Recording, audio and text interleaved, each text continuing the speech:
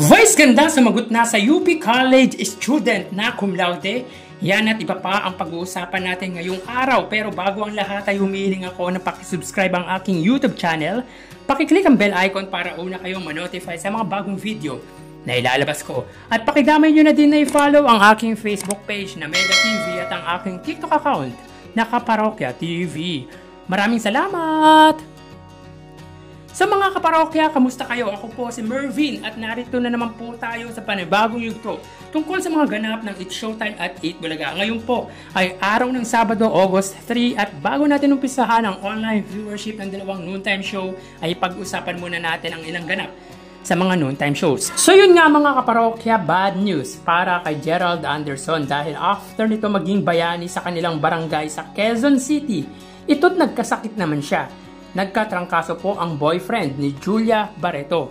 So naging viral ang pagtulong ng aktor na si Gerald Anderson sa kanyang mga kapitbahay last week kung saan nanalasa ang bagyong Karina.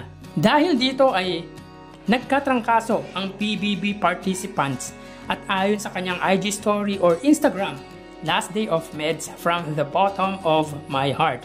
Thank you everyone for the love and concern. So nagpapasalamat ang actor basketball player sa lahat ng naging concern sa kanya.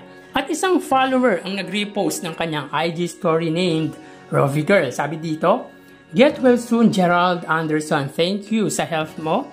Sa nasalanta ng bagyo, you risk your own safety to save others. You did a great job. Saludo kami sa tapang at buti ng puso mo." Well, yun nga mga kaparokya, isang supporters na nagngangalang Rovi Girl ang nag-repost sa kanyang ex or dating Twitter kung saan nagpapasalamat sa kabutihang ginawa ni Gerald. So hindi naman talaga matatawaran ang ginawa ng aktor sa pagsagip nito sa nananalasang baha dulot ng bagyong Karina. Walang kasiguraduhan dahil pwedeng ikapahamak nito ang ginawang pagtulong o pagsagip sa buhay ng ibang tao. Kaya kahanga-hanga ka at saludo. Di lang ako kundi ang marami sa tapang mo at talagang na-appreciate namin ang kabutihang ginawa mo. So get well soon Gerald. Samantala, mapunta tayo sa online views ng Will to Win at Family Feud. Ito ay kuha kahapon August 2, so unahin natin ang Facebook Live ng dalawang pre-primetime.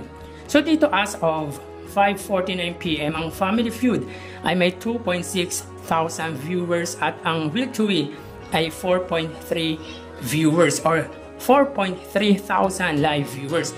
Para naman po sa main YouTube channel ng dalawa as of 5:50 PM ang Family Feud na may 1.14 million subscribers ay may 9.5 thousand viewers. At ang Will to Win na may 7.89 million subscribers ay may 5,000 live viewers. So dominated ng Will to Win ang Facebook Live.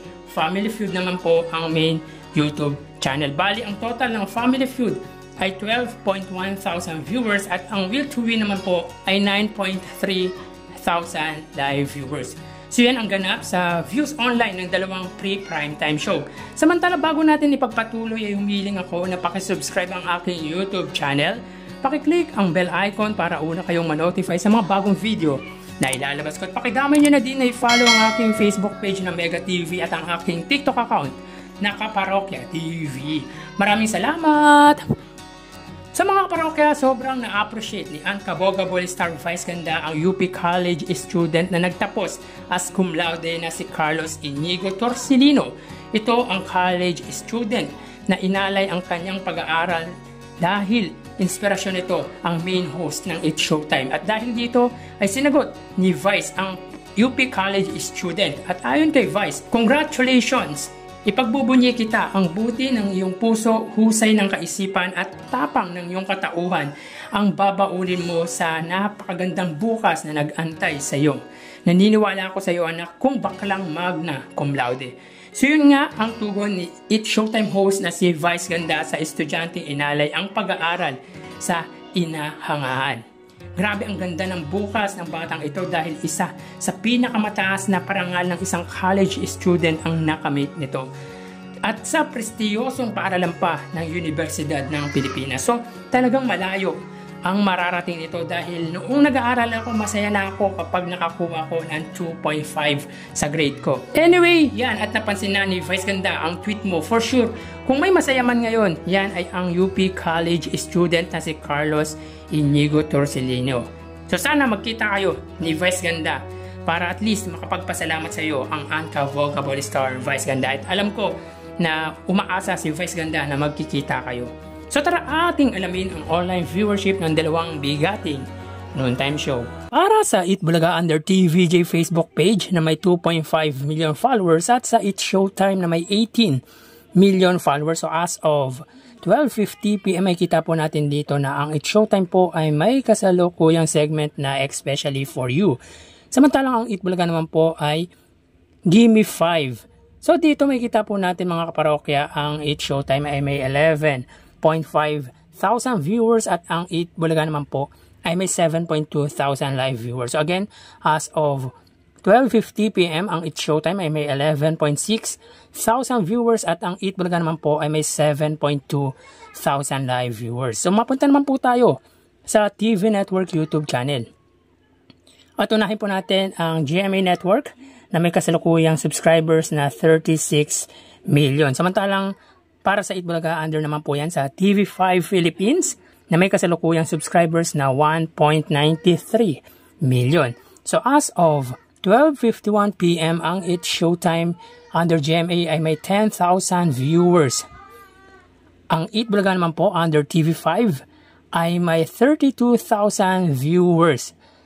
So again, as of 12:51 PM ang Eat Showtime under GMA Network ay may 10,000 viewers at ang Eat Bulaga naman po under TV5 ay may 32,000 live viewers. So mapunta naman po tayo sa main YouTube channel ng dalawang noontime show.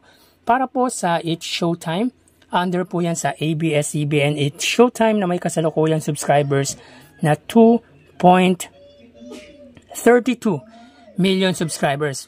Para naman po sa Eat Bulaga under Eat Bulaga TVJ YouTube channel na may 1.07 million subscribers. So as of 12:52 PM ang Eat Showtime, sila po ay may 84,000 viewers. Ang Eat Bulaga naman po, sila po ay may 75,000 live viewers. So again, as of 12:52 PM ang Eat Showtime po ay may 84,000 or 85,000 viewers at ang Eat Bulaga naman po ay may 75,000 live viewers. So hindi po nalalayo ang viewers ng main YouTube channel ng dalawang noontime show. So bali ang total na nakuha ng dalawang noontime show ay, mga kaparokya, bago natin ibigay ang total live viewers ng dalawang noontime show ay humihiling ako sa inyo na pakisubscribe ang aking YouTube channel. Pakiclick ang bell icon para una kayong manotify sa mga bagong video na ilalabas ko. At pakidami nyo na din na i-follow ang aking Facebook page na Mega TV at ang aking TikTok account na Kaparokya TV. Maraming salamat! So bali, ang total na nakuha ng Eat Showtime ay 106,000 viewers. 11,000 para sa kanilang Facebook Live, 10,000 sa TV Network YouTube channel, at 85,000 para sa kanilang main YouTube channel. Sa Eat Bulaga naman po, sila po ay nakakuha ng total na 112,000 live viewers. 7,000 para sa kanilang Facebook Live, 32,000 sa main TV Network YouTube channel at 75,000 naman po sa kanilang main YouTube channel under Eat Bulaga TVJ. So yan po ang lumalabas sa kanilang online viewership as of 12:54 PM. At mamaya ho, magbabalik po tayo sa ikalawang bahagi ng online viewership ng dalawang noontime show. Magpapaalam po muna pansamantala. Thank you and God bless.